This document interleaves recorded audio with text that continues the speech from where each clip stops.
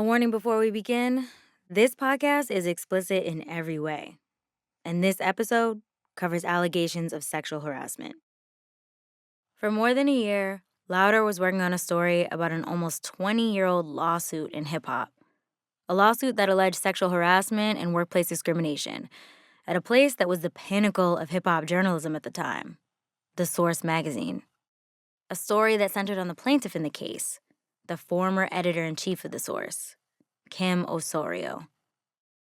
Kim had sued the magazine's co-owners, Dave Mays and Raymond Benzino Scott, and The Source magazine itself.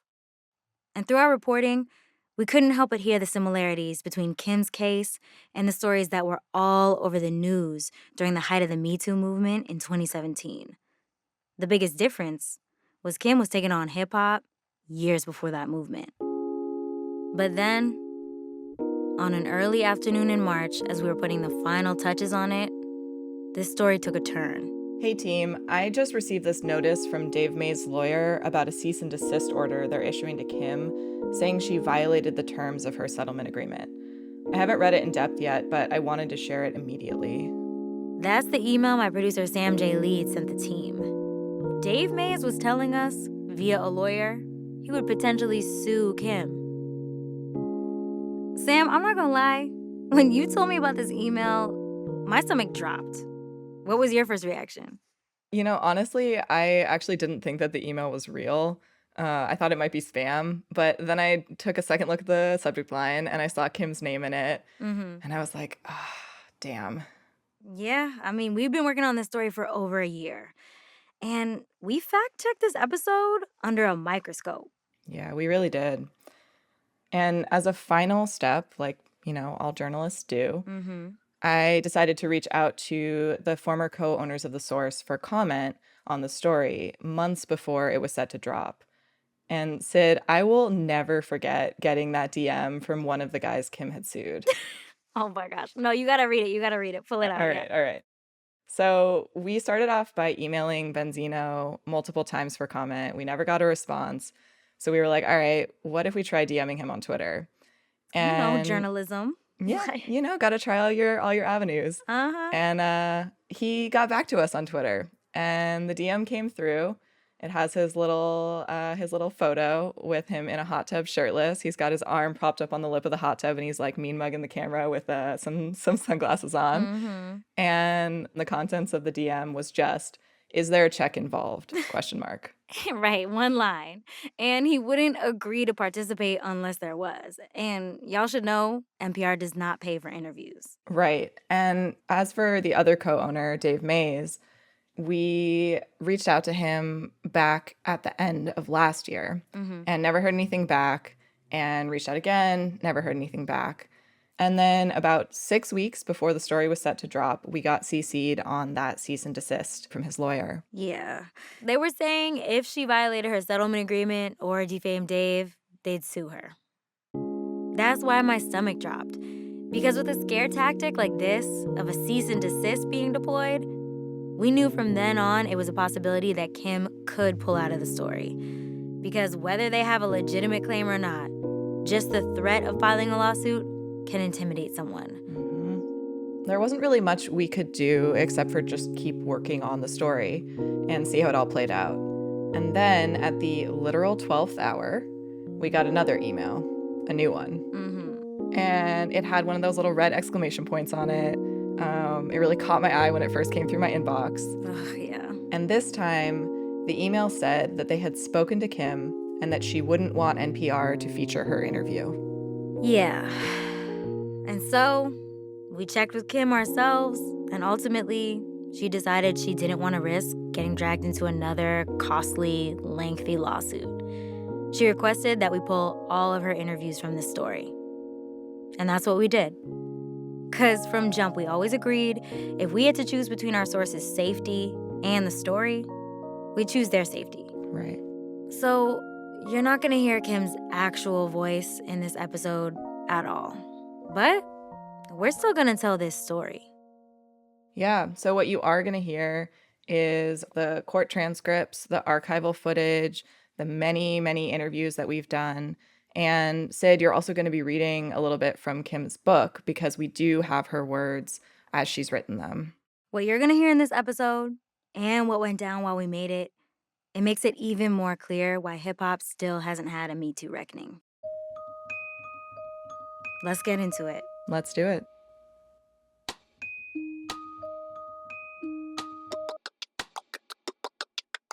I'm Sydney Madden. I'm Rodney Carmichael. And from NPR Music, this is Louder Than a Riot, where we confront the double standard that's become the standard.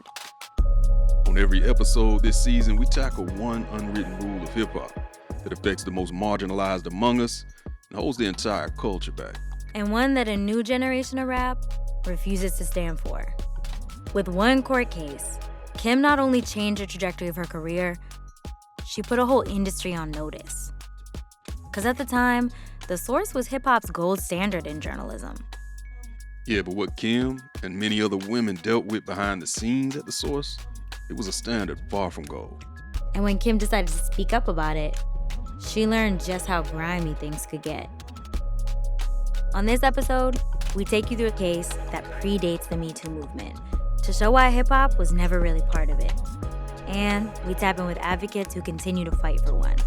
Because whether it's in the courtroom or the community, there's still structures in place that show it's safer to keep quiet. On this episode, rule number 5. If you see something, say nothing.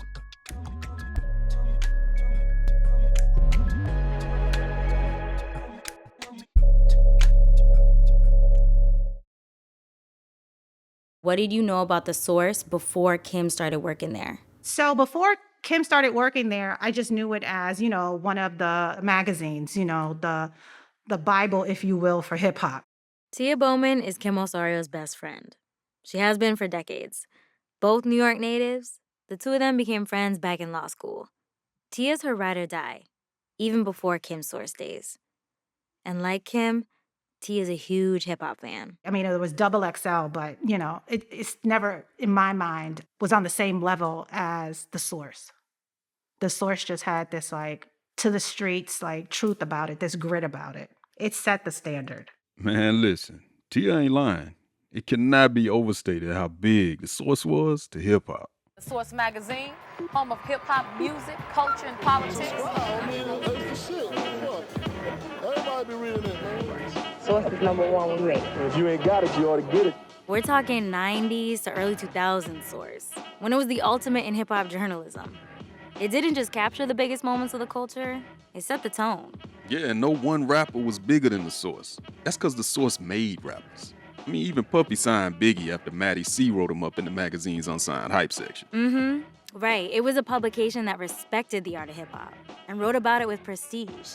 I had a friend who had every issue, and I would go to his house and read it 10 times in a row just to remember the writing. The Source, it's the truth. Whatever you see in The Source is what's happening, it's what's hot, it's what it is. The emergence of The Source, that's really what solidifies culture. You have to have something to document in. And The Source did it really, really, really well. One of the best ways they did that was with the record report, The Source's album review section. Now, this was the ultimate in hip-hop taste-making. And if you were skilled enough to cop a 5-mic review, you had an instant classic on your hands. The Source got so big, they threw their own Source Awards. And now, people all over the world, it's the Source Hip Hop Music Awards. The rap community is very diverse, and that is being represented here at the Source Awards. I think The Source is right on the money. Call right now and get a year's subscription for only $19.95. We knew what time it was from the first issue of The Source. We knew it was going to blow. Yeah, The Source was the hip-hop Bible. If you wanted to cover the culture, this is where you wanted to be. Now, Sid, I know you spent a lot of time talking to people who came through The Source back in the day. And I started with Aliya King Neal. Before I get to The Source, I have this vision that it's I don't know if the term ghetto fabulous is a thing yet at this time, probably, but that's what I'm thinking. Back in the late 90s, The Source was Aliya's dream job. Walking in on her first day, she was hyped. I don't have to tap into that memory because I remember that moment like it was literally this morning. The source at this time was organized with cubicles and offices that lined Park Avenue South. The cubicles were known as the projects because it's just all these personalities and all these people crammed together trying to get out. So I'm in the projects. The main thing I can see or hear is just noise. It was just so loud and so raucous and so, like, I could barely think when I sat down to start getting myself together. I was just like, why doesn't anybody use headphones? Like, why is everyone playing their boombox at maximum level when you're sitting next to somebody else playing it? I just didn't understand. And it was all different songs? All different songs. Behind me is Khary with Supreme Clientele. Eminem stands 20 times in a row. Our West Coast editor playing anything West Coast.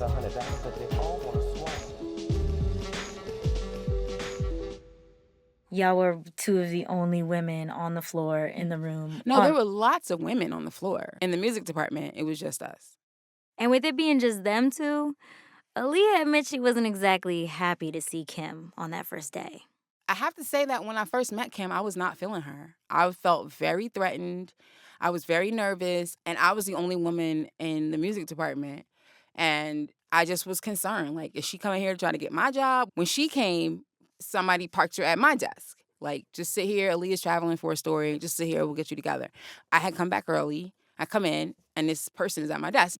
And I could tell within 3 seconds that she was powerful and that she was dope, just like me. We both looked at each other like, oh, this bitch. Like, we just know. You know when somebody is on your level. But after Aliya got over that initial competitiveness, her and Kim got cool. Being the only women in the music department was part of what bonded them. They figured out how to navigate this office together. Of course, I can only speak on myself, and Kim as well, because we had two different forms of that, is needing to be non-threatening. For Aliya, the strategy was to hide in plain sight. Backpack, baggy pants, Timbs. I can't look like a guy, obviously, but I'm trying to be as tomboyish as I can. It's as deep as rounded shoulders when I'm not a rounded shoulders person. I'm a back straight up person.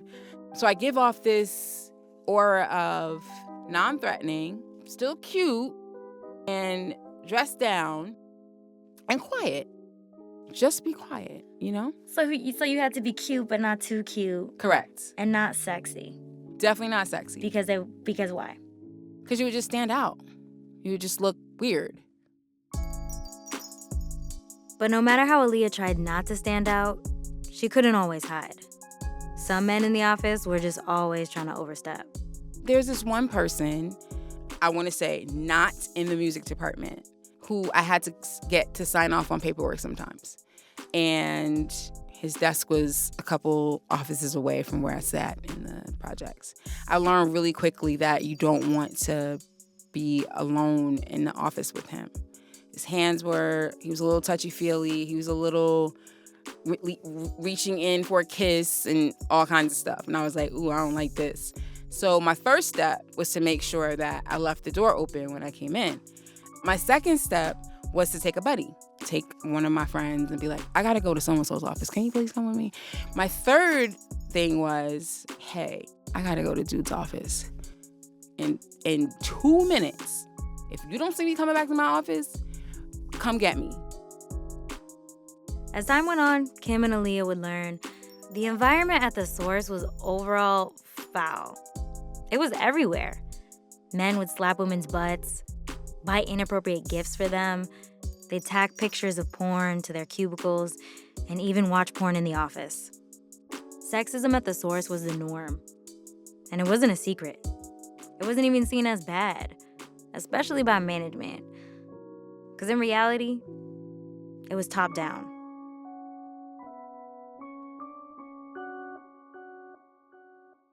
If it's a boys' club and it's smacking girls' butts in the office, if it's all this happening, where did that start? If it's intense, were the people intense when they came? Or did it become an intense environment once they got there? That I'm not sure of. How does this environment happen? Who was in charge of the boys' club? Well, at the source, it was the two co-owners, Dave Mays. We did it the right way, we kept it street, kept it real, kept it hip hop. We didn't answer to nobody. We owned and controlled our own thing. We wasn't. And Raymond Scott, aka Benzino. Dysfunctional as it may have seemed, the relationship between me and Dave and how it was kind of made the source what it was. Dave being from college, I'm being from the streets. It just came from two perspectives, and that's how we ran the magazine. That's the two of them on Drink Champs back in 2020. When Ray says they had two different perspectives, he's definitely right. Standing next to each other, they even look like polar opposites. Dave, a white Jewish guy with a short slick back cut and a quiet presence. And Ray, a light-skinned black guy with arms full of tattoos and a boisterous, loud mouth. The source actually started as a newsletter, out of Dave's Harvard dorm room in 1988. But after staff shakeups along the way, Benzino was brought in, or forced his way in, depending on who you ask, as a partner to give the mag more street credibility. Ray took that power and he ran with it. Dave was almost at Benzino's mercy. It seemed like Dave was almost in an unenviable position. He was the guy who had to carry out Benzino's will, as it related to the source at least. That's Khary Turner, a former freelancer for the source. He could be erratic. He could be combative. He wanted to be seen as creative. He wanted to be respected as an MC. But that sometimes the combative side and the hard edge outshone his talent as an artist. Reputation-wise, he was a street cat. He was hard. And he had a large crew. And Benzino was not a code switcher. In hip-hop, as an artist, it was appropriate. But in the source, it wasn't always appropriate.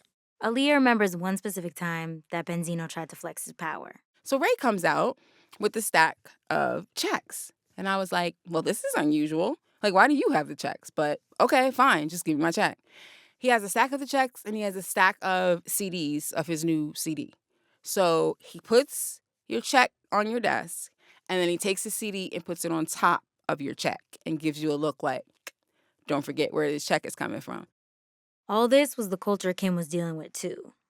But she figured out a way to work with Ray and Dave. And at one point, she even considered her relationship with Ray friendly. To keep it that way, she had to ignore how Ray was treating other women in the office. But you know what? Despite all this, she was killing it at the mag. And she was having fun. I went to so many interviews with her, like so many people. Kim's best friend Tia was definitely enjoying the perks of Kim's success. She interviewed Destiny's Child in the Hilton Hotel on 7th Avenue in Manhattan, and we were in a little single room with two twin beds. And so all four Destiny's Child, members were there, and Kim and I. So we were all in a very close space because it was a small hotel room. Right. And you were her ride or die every step of the way. You were always like her plus one? Always her plus one. Always her, let me run it by Tia. Between 2000 and 2002, Kim landed interviews and cover stories with the likes of Snoop Dogg, Trick Daddy, Trina, Wu-Tang Clan, Lil' Kim, Foxy Brown, and more. It was Kim who was responsible for writing Nas's 5-mic review on Stillmatic. It was Kim who brokered the Jay-Z and Rockefeller cover. In early 2002, after all this work, Dave and Ray offered Kim the position of editor-in-chief. It was huge. She was the first female editor-in-chief, and it was the Source magazine. This is a huge, big deal in anybody's career. And then her being a female from the Bronx, out here doing this on her own, this was a phenomenal achievement. It may have been a big achievement, but Ray and Dave weren't going to make it easy.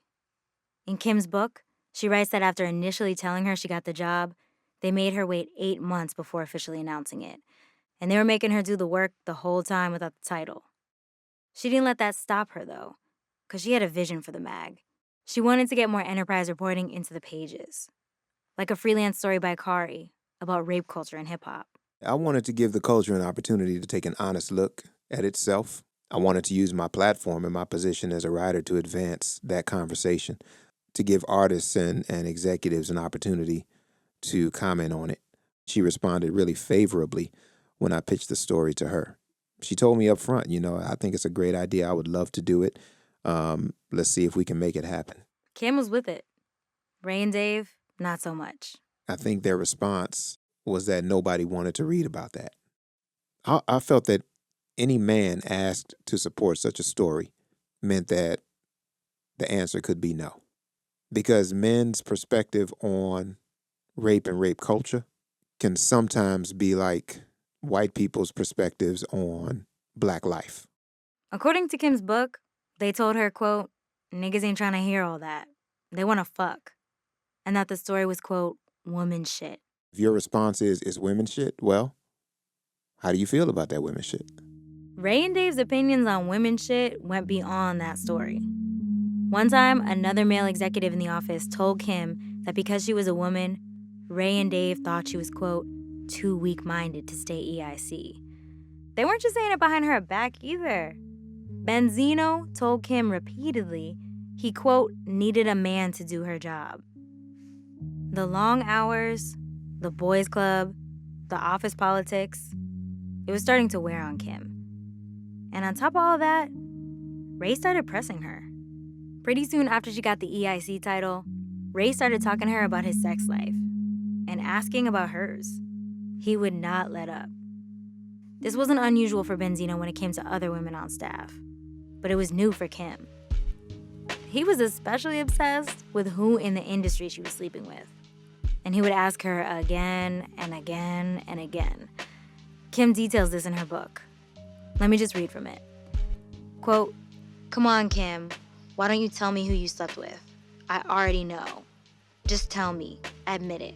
It's not that I was ashamed to tell Ray whom I'd been with. It was that I knew exactly what he wanted to know. And more importantly, I knew that he would use it against me. Kim tried to dodge these questions, but he only got more persistent.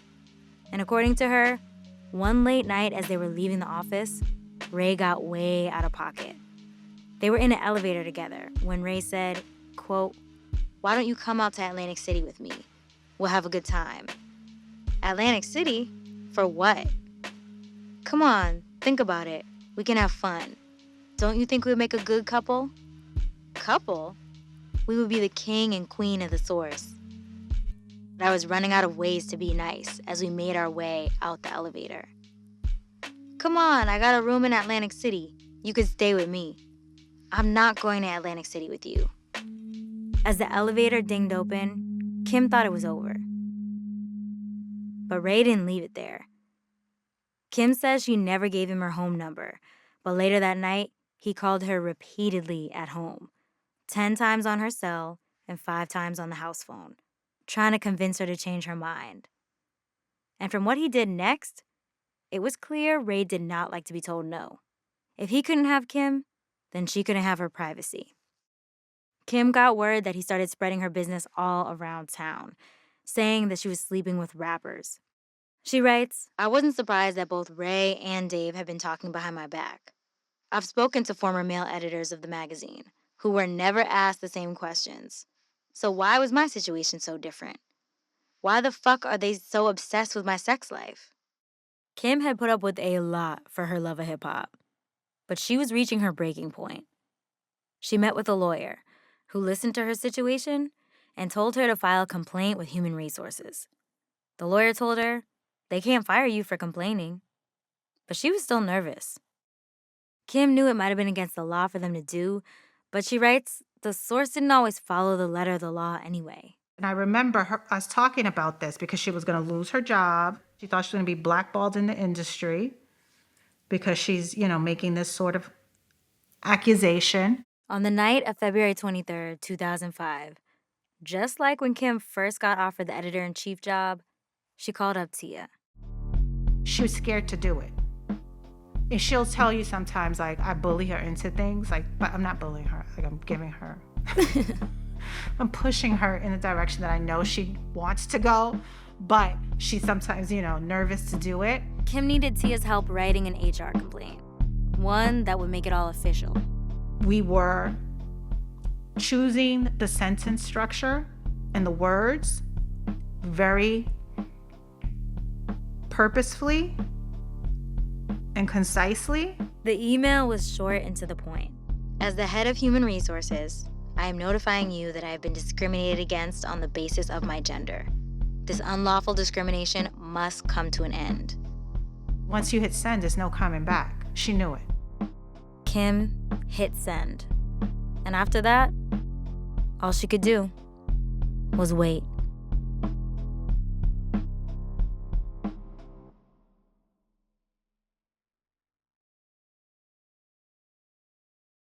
What did you hear about the lawsuit and what did you think of it when you heard it? I heard about it just, I guess in the news or whatever. And my first thought was, why?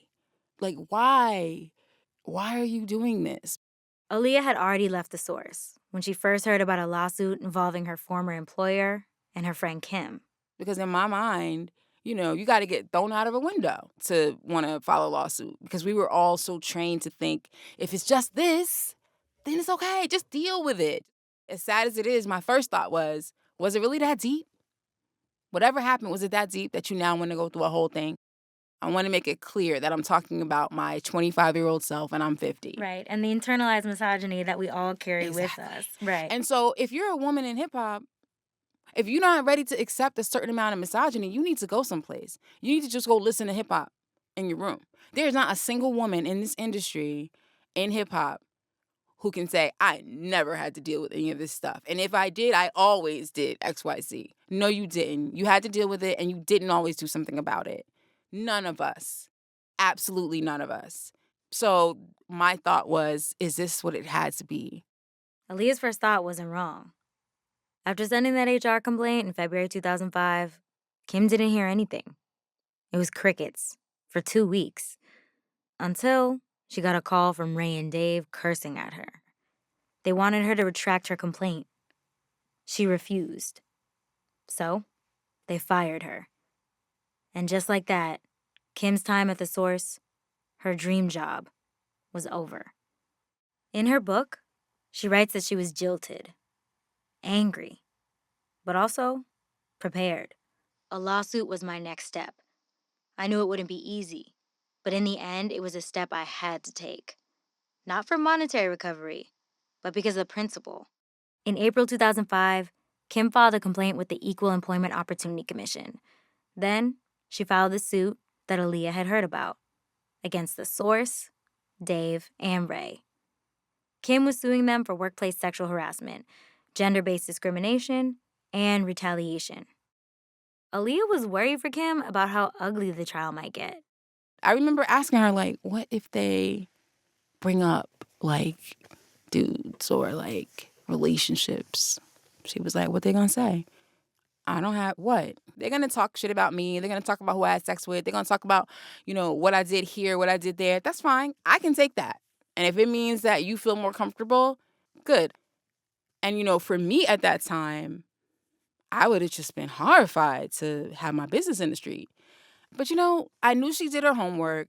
I knew she was prepared. And I knew that if she did it, she was ready to do it. Aliya had reason to be worried, though. Because as soon as the suit went public, they did drag Kim's name through the mud. In a radio interview, Ray said she was incompetent, a slut, and liked the fast lifestyle. In a written interview with allhiphop.com, Dave said, quote, "It is a fact that Miss Osorio had sexual relations with a number of high-profile rap artists during her employment as editor-in-chief." Because of all this talk, Kim added a defamation claim onto the suit. Now, on top of all this mess, or maybe because of it, no one would give Kim a job. She was out of work for 8 months. Just as she predicted, she was getting blackballed by the industry. As a woman in this business, they don't really care about how good you are at your job. All they cared about was, who did she sleep with? There was one person willing to give her a chance. A VP at BET, Rhonda Cowan. They would define you by people that you dated, people that you slept with, people they thought you slept with. They would make it up if it wasn't true. Rhonda had been in the business longer than Kim, so she knew what it was. To her, Kim's situation wasn't nothing new. She offered Kim the job. I took a chance. I knew that she knew music and she was good. So I convinced my boss to give her a try. She could learn how to work with all the technology, but you can't learn the music. One of Kim's first assignments at BET had her flying down to Miami to do an interview at a boat party. Irv Gotti, head of Murder Inc., had just gotten acquitted of money laundering, and Rhonda knew Kim had an in. Kim had a relationship with Irv. She knew him and he trusted her. So she reached out. He agreed to do an interview. And something told me that Kim might need security because I had a feeling that Benzino might be there. We get on the boat and we are having a conversation. And all of a sudden I see Kim's face change. She went from animated talking to you could see the energy just drain out of her. Benzino walks up and he just kind of is like, oh, what's up, Kim? And he made a comment like, oh, you got security or whatever. Now it's a thing. The security guy looks and he like, what's up?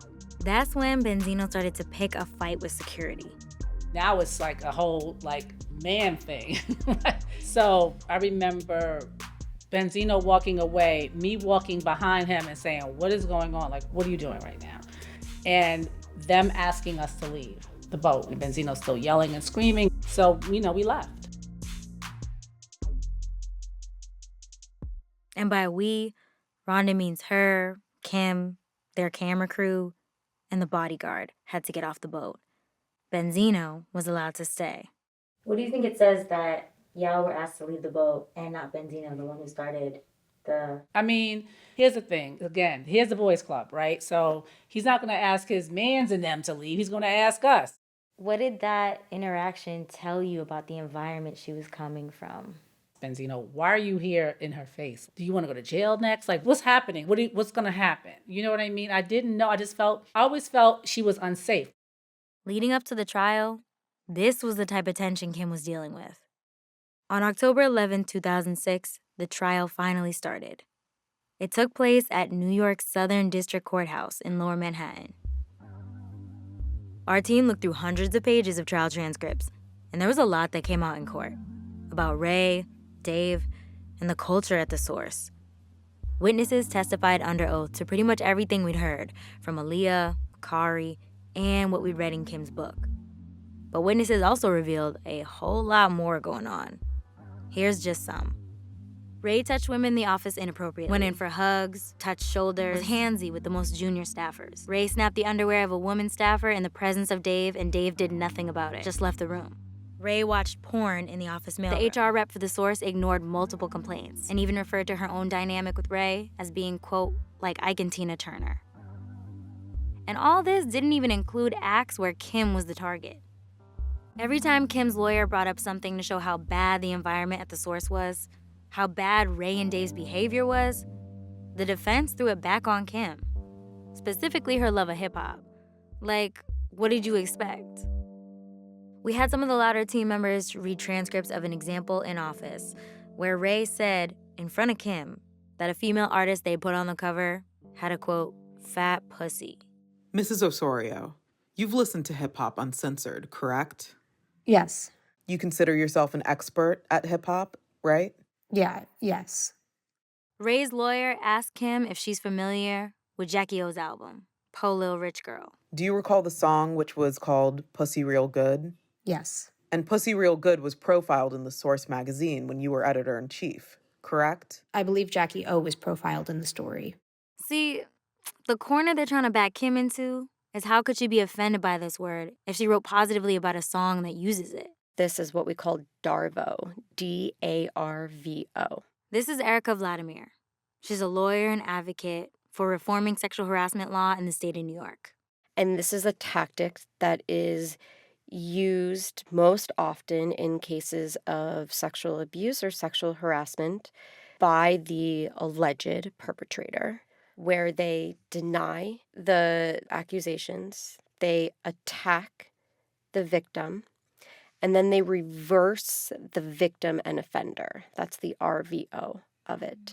In practice, it looks like the alleged offender flipping the script and claiming that it's actually the victim who's the person who created harm.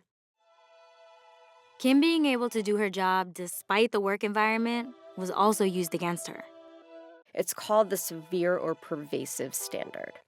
And basically, this meant that Kim had to show that in her work environment, it was the hostility of the work environment was so severe in one instance, or so pervasive over a number of instances, that it interfered with her ability to complete her job, to succeed in taking on her job responsibilities.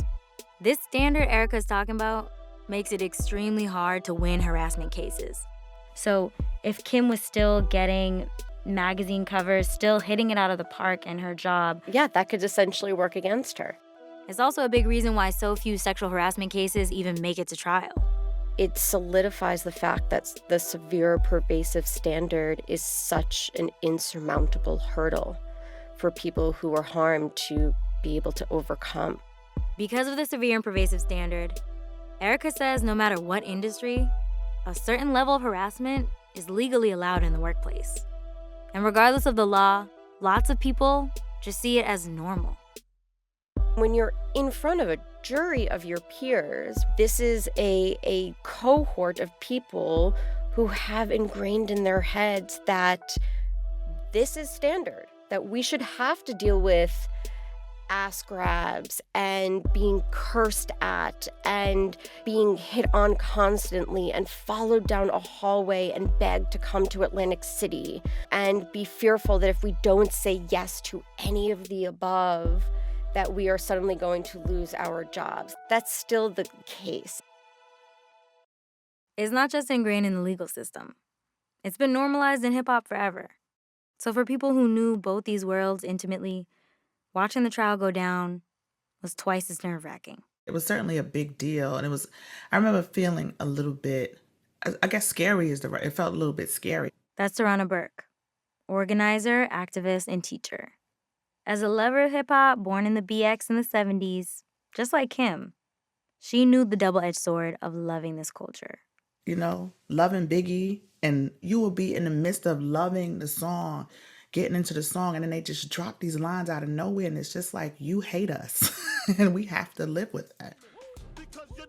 You know, I like them young, fresh, and green with no hair in between, you know what I mean? Biggie, what am I supposed to make of that line? That is the heartbreak of being a woman who loves hip-hop. Because of that heartbreak, Tarana knew how complicated it was to call out hip-hop, like Kim was doing. Like, I hope she comes out of this with her career and doesn't get, damaged from this. Hip-hop is a powerful industry, and men have a lot of power inside of this industry. And I'm sure they have tried to wipe her out. While Tarana was following Kim's case, hoping she'd make it through, there were other women watching who low-key felt like Kim was getting what she deserved. The reality is that most women in the culture did not like and did not want to work with Kim Osorio. This is Rosa Clemente. She's an activist in the hip-hop feminist space and a freelance journalist too. And Rosa was no stranger to interrogating the culture. The way she remembers it, Kim had a reputation outside of the source, and it wasn't the one the tabloids were talking about. To Rosa and her people, Kim only covered big money rappers. She wasn't down for the cause. There were incidences where we were fighting to get like these really amazing hip-hop lyricists that were also very politically minded, and many of them were also organizers in their own right. And she refused to ever put these people on the cover.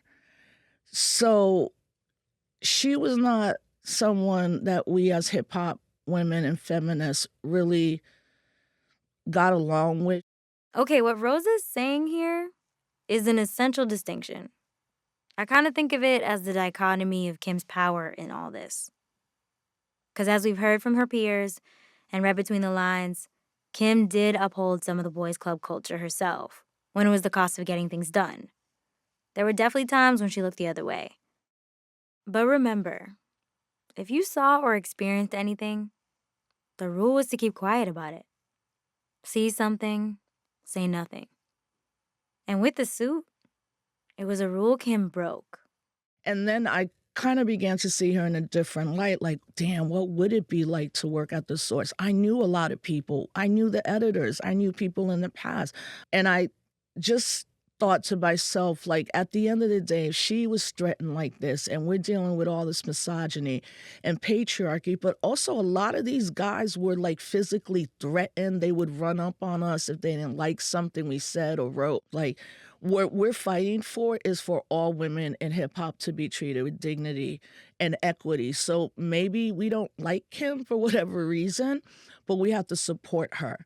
One thing as an organizer and what I've been taught is that a lot of things shouldn't be personal. Like, I shouldn't have to be friends with Kim Osorio to know that harm has been done against her. What Kim was going through stuck with Rosa. When it started making news, I did reach out to Kim.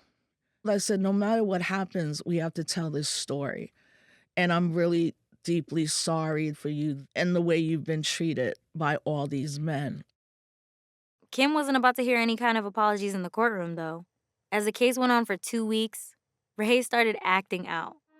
According to court transcripts, the judge was considering holding Ray in contempt. Why? Because when Kim's lawyer walked by Ray during a break, Ray yelled at him, "Coward, Uncle Tom, chump." Then, when Kim walked by, he yelled at her too. When court is back in session, Ray tries to deny this to the judge. But the judge gives him the option of sitting in the courtroom or leaving. He opts to be escorted out by the court-martial. At the end of the trial, after all the evidence and antics, Kim's lawyer made an impassioned closing argument. He told the jury, "The eyes of a hip-hop music industry are upon you. You have a great opportunity here. A great opportunity to impose standards on that industry and standards on other parts of the music industry. You have a chance to teach them something about dignity. You have a chance to teach them something about respect. Raymond Scott and David Mays acted with total malice toward Kimberly Osorio. They should be held accountable. You should hold Raymond Scott accountable. You should hold David Mays accountable. You should hold the Source magazine accountable." From there, the case was in the jury's hands. There was nothing more Kim could do. Again, but wait.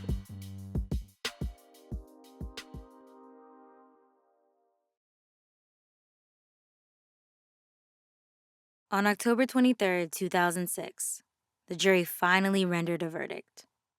In the end, the jury of 6 men and 2 women found that Ray and Dave firing Kim was retaliation for that email, and that Ray defamed her in interviews after they fired her.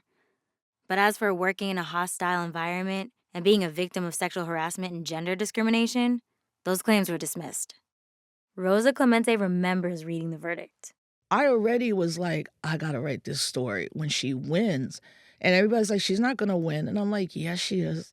And even though Kim didn't win on all counts, to Rosa, this was still a victory. It was like not a blip on the radar. And I was going around like, yo, she won to that day the biggest amount of damages ever for a woman suing her former bosses. This shit needs to be the front cover of the New York Times. Kim was awarded close to $8 million in damages, a huge verdict for a wrongful termination case at the time, one of the biggest in the history of the state of New York. Rosa's interview with Kim ran in the Village Voice under the headline, "All Eyes on Her." In the piece, Kim told Rosa, quote, "This trial for me on a personal level is a vindication of me, my work, my character. In addition, I feel empowered. I did not allow them to intimidate me, scare me, have any more control over me." What do you feel like changed in hip-hop with this case, and what did not change once this ruling came back? I don't think that much changed. I don't think that anything changed. I don't think a single woman could tell you that all the things that happened to her in that suit, all those things happened the next day. And the day after that, and the day after that, and the day after that. Maybe now it's a little bit better, but that suit, I don't think that it I think it put people on notice, but I don't know if it changed behavior, if that's what you mean. Aliya's right. Kim's case didn't dramatically reshape hip-hop or change anyone's behavior. And because the jury didn't decide in Kim's favor on the harassment and gender discrimination claims, this was a missed opportunity where hip-hop could have been ahead of the curve on a major reckoning. But you know what? It was proof that you could push back. You could break the rule. And Kim wasn't the only one fighting. Sexual violence has been weaponized against Black men in this country for so long that Black women are fearful and protective of our men because we don't want to be seen in that same tradition, right, of weaponizing sexual violence, even when it actually happened to us. That's Tarana Burke again. And she was trying to break rules too. So you have Black women questioning themselves and sacrificing themselves even. You have older generations of Black women who'll tell younger generations to essentially suck it up, right? You lived, you're fine. So we pass down the culture of silence from one generation to the other. In 2006, at the same time as she was watching Kim's case go down, Tarana was trying to find language to help Black girls talk about sexual assault and harassment. Sometimes they would be, like, oh, Miss Tarana, can I talk to you in private? But they were not like, 9 times out of 10, it wasn't like, oh, I have a confession. I want to tell you something that happened. It was just, they'll tell us a story and me and my girl look at each other and be like, oh my God. Tarana was running an after-school program, and when girls would talk about their relationships, she recognized signs of sexual violence, even when the girls didn't themselves. And she used specific pop culture references to help her students see what they were dealing with was not okay. We would use celebrities and people who I knew, Black women who I knew had stories. So like Mary J. Blige, Queen Latifah, Missy Elliott, Fantasia at the time had her movie out. I think Eve, Little Kim. If I heard even an inkling of a story that sounded like there was some sexual violence, I would use their stories to talk to the girls. The stories of those artists also showed the girls they weren't alone. This led Tarana to come up with a phrase they could use. At the end of our sessions, we would give out sticky notes to everybody so that nobody felt singled out, and would say like, write me too if you want help or if you wanted to let us know. I'll never forget when we did this one. It was the end of the workshop, and we were like, tell us 3 things you learned, or write me too. And we just took them and put them in a manila envelope, and then we got back to the room, dumped them all out on the bed, and we started going through them, and I'm telling you, it was like, me too, me too, me too, one after another. Tarana expanded this program, and she took it across the country. Then, in 2017, a white actress tweeted the phrase Me Too, and it went viral. It snowballed, and it became a movement. But as the term spread, it got disconnected from the people it was originally created to help. The voices of those girls who saw themselves in hip-hop were missing in the conversation. Do you believe that hip-hop was part of the Me Too movement or the reckoning in 2017 or not? No, I don't. I've heard stories for years. I have friends who dated rappers and or people in the industry and were horribly mistreated. None of that came forward. And I think it's because they didn't see space for them, which I completely understand. They did not see space for Black women. They didn't see space for women of color. They didn't see an opening in our community, quite frankly. The white women who came forward, I don't begrudge them, right? Because they were survivors too. They went through something too. And they honestly didn't know whether or not they were going to have careers or whether that kind of thing. But we are socialized to respond to the vulnerability of white women. So there's inherently a safety net in that, right? Somebody's going to say, we got to do something to help them. But you have these Black and Latina women and women of color coming forward. It's not the same safety. There's no guarantees in that. The inequality of that safety net is built right into the law.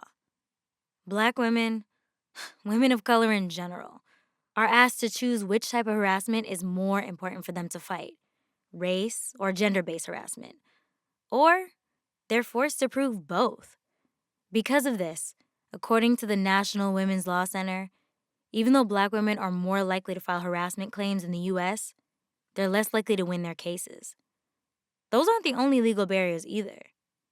I talked to multiple women who've worked at places like Complex, The Fader, and OK Africa about the current state of harassment in music media today. But ultimately, none of them would go on the record because of ongoing settlement negotiations and, in some cases, restrictive NDAs. And the law, it doesn't even account for where the culture's at. Huge music moguls like Russell Simmons and L.A. Reid were called out in the 2020 documentary On the Record. But still, people have continued to support them. As a person who is a survivor, you're watching that and you're like, I'm not throwing my hat in that ring. I'm not jumping in that fray. For what? To be torn apart? To be called a liar? I'm going to reveal my innermost hurt, the thing that almost killed me.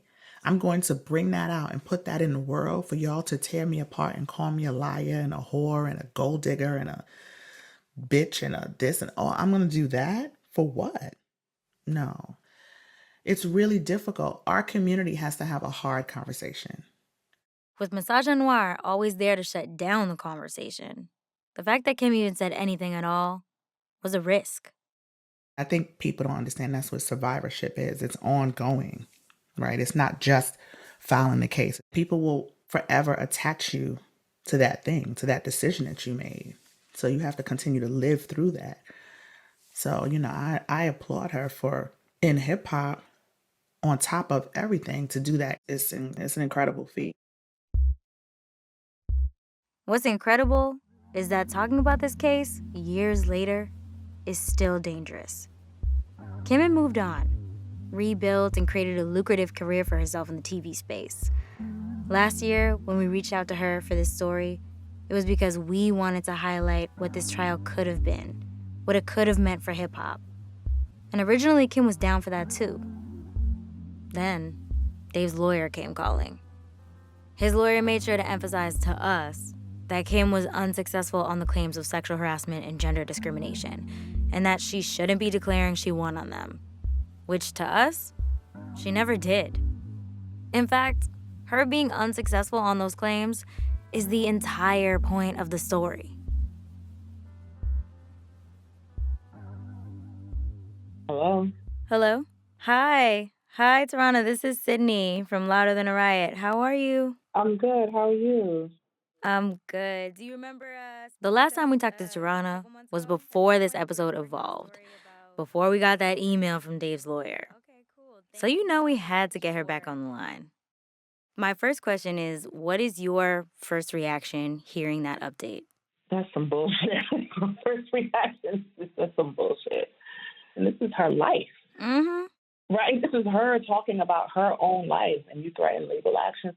Now, one of the things Dave's lawyers stressed most in that email was that Kim should not be positioning herself as, quote, a pioneer of the MeToo movement because she didn't win on the sexual harassment claim in court. I think people need to recognize is that winning the court case is not the thing. So they're actually wrong, completely wrong. You had this sister who was steeped in the most deeply masculine, sexist, macho, male-driven thing that there is in entertainment and culture, had the wherewithal to step forward and say, nah, I'm not standing for this, is a predecessor to and a catalyst for the cultural moment that we saw happen in 2017. Mm-hmm. To stand up in the face of misogyny and sexism and patriarchy and say, this is not right, and I won't stand for it. And regardless if I have to stand alone, I'm going to stand. And that's what Kim did. And that's why it's so significant. Yeah. Her winning or losing is really not the measure of success in this instance. What would you say to Dave right now? This is a moment where you could have shown leadership. You did a remarkable thing however many years ago the Source was founded. You gave something to the culture, And Kim elevated that thing. And when you fuck up, you got to say, I fucked up. That's just how you get better. And when you're not good for the thing, you got to step away from the thing. Mm-hmm. So you fighting and clawing to hold on to something, to hold on to your reputation, to hold on to the reputation of the source, whatever it is you're doing, we see you. Yeah. We see you for what you are. I don't know what it is you think you're doing now, but we see you for what you are. This is how Dave Mays, you actually tarnish your reputation. What would you say to Kim right now? I respect the fact that she did what she had to do to give herself peace. The work that she did years ago when she, filed the lawsuit and did the fight, she did the work already. So pulling out right now, rather than do that fight all over again, I 100% respect that. Mm-hmm. She doesn't owe us anything else. That moment was great and it was a beautiful contribution, but she has so much more to contribute to the culture, and it doesn't solely define her. So that's why I would just say, I'm grateful for you, sis, and I can't wait to see what else you give us. Yeah. While working on this episode, I asked a lot of people what it's going to take to really change this culture. And after all the reporting and all the ways this story changed, of course it was Tarana, who spoke most clearly about the point hip-hop keeps missing. Women are pioneers in hip-hop in every single facet. Every single piece of hip-hop has women at the forefront of it. And no matter what we do, you have some way in which men will silence, will not recognize. We have these moments where we get diminished. And you're going to have people who will excoriate me. They'll be like, you just want to take down our men. You just want to, but we will not have enough self-respect, self-reflection, self-love to say we can love hip-hop. And if we love hip-hop, like accountability is a part of love. Yeah. If we really loved hip-hop, then we would hold ourselves accountable. We would hold it accountable. Those two things can happen at the same time. We don't have to tear hip-hop down and hold it accountable, right? That's how you actually build it up.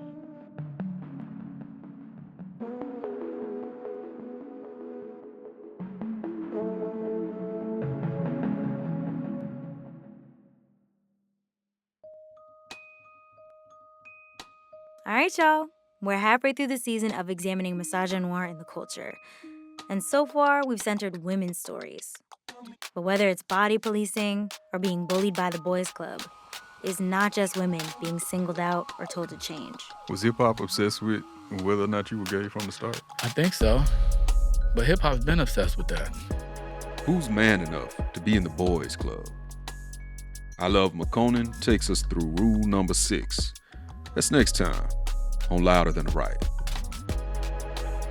Louder Than A Riot is hosted by me, Sydney Madden, and Rodney Carmichael. This episode was written by myself, Sam J. Leeds, and Soraya Shockley, and it was produced by Sam J. Leeds.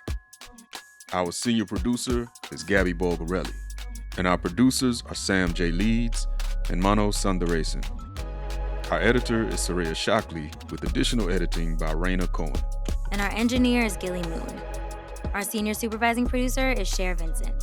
Our interns are Jose Sandoval, Teresa Shia, and Pilar Galvan, with help from Jerusalem Truth. And the NPR execs are Keith Jenkins, Yolanda Sanguini, and Anya Grumman. Original theme by Casa Overall, remixed by Susie Analog. And the scoring for this episode was provided by Susie Analog and Casa Overall. Our digital editor is Jacob Gans. Our fact checkers are Julia Woe, Greta Pittenger, and Candace Vogt-Portcam. And big shout out to our lawyers, Ashley Messenger and Rachel Seller. If you want to learn more about Kim's story, you can read her book, Straight from the Source, an expose from the former editor-in-chief of the Hip Hop Bible. If you like this episode and you want to talk back, hit us up on Twitter. We're at Louder Than A Riot. And if you want to email us, it's louder@npr.org. From NPR Music, I'm Rodney Carmichael. And I'm Sydney Madden. And this is Louder Than A Riot.